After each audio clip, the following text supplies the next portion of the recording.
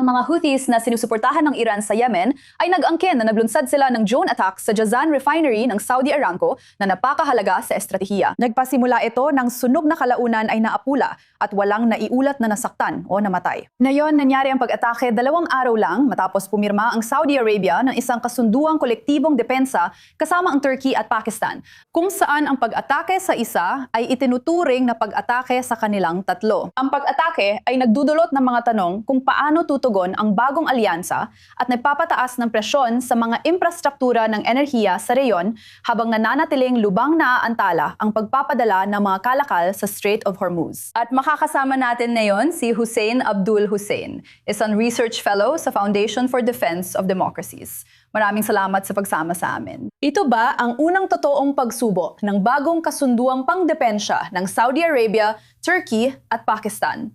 At anong klaseng tugon ang dapat nating asahan?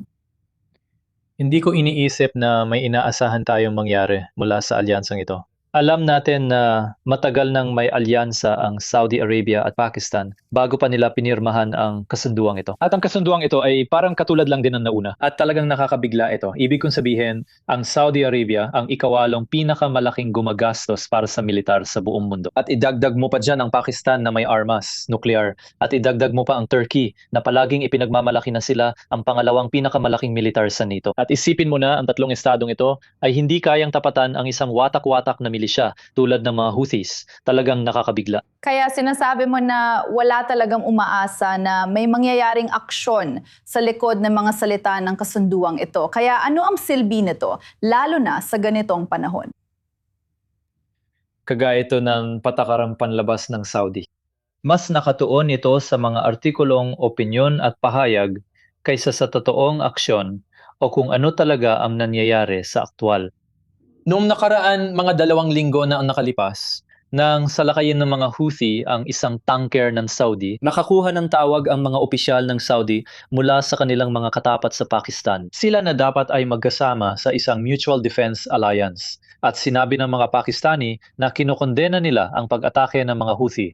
Kaya alam na natin na puro pahayag at pagkondena lang ulit ito. Walang nag-asang may aliman sa mga militar ng Pakistan o Turkey na tutulong o sasaklolo. Maliban na lang kung tatayo ang mga Saudi at lalaban para sa sarili nila. Sa tingin ko, babanatan sila.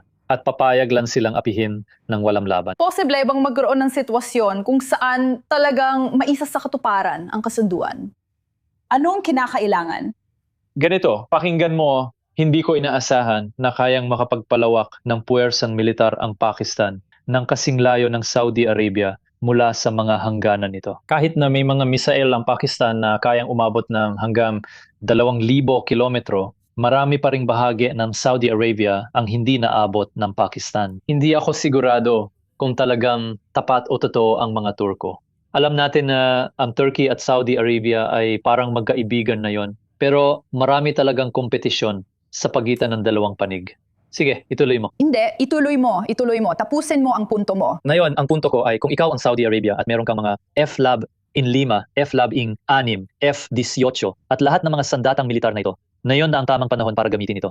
At kung hindi mo ito gagamitin, walang darating para tumulong o sumaklolo. Sige, at sabihin mo pa sa amin ang tungkol sa timing ng pag-atake ng Houthi. Ibig ko sabihin, hindi lang tungkol sa Defense Pact, kundi pati na rin sa mas malawak na konteksto kung saan ito nangyayari ngayon. Ang pag-atake ng Houthi ay isang mensahe mula sa Iran na konektado sa naval blockade ng US. Ang sinasabi ng Iran sa rehiyon, ang Estados Unidos at sa buong mundo ay na dapat lahat ay makakapag-export ng langis o kukunin ng Iran bilang bihag ang lahat ng kanilang mga oil exporter at walang makakapag-export ng langis.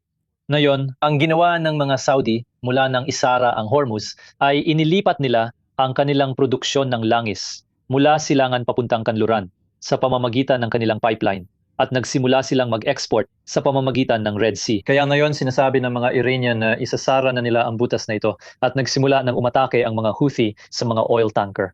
Kaya makikita mo ngayon na ang dalawang kipot ng Hormuz at Bab el-Mandeb ay kumikilos ng magkasabay.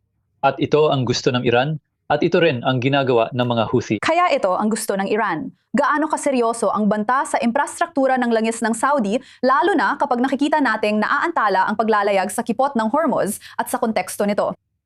Napakaseryoso nito. Sa tingin ko, Hindi pa naranasan ng mga Saudi ang ganitong banta mula nang itatag ang kanilang estado noong dekada 30.